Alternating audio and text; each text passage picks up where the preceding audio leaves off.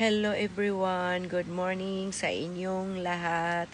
Ngayong umaga ay magluluto ng baked macaroni.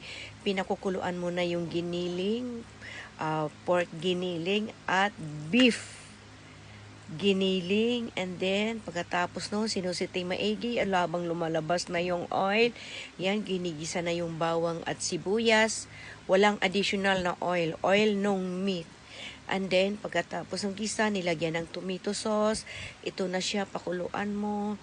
At after that, ayan, nagigrill na ng cheese. Tutunawin mo siya dito, ibukod mo siya, tunawin mo sa butter, yung Nestle Cream, Alaska, at yung mozzarella. Yan, ito na siya, hinahalo na, minimikos-mikos na.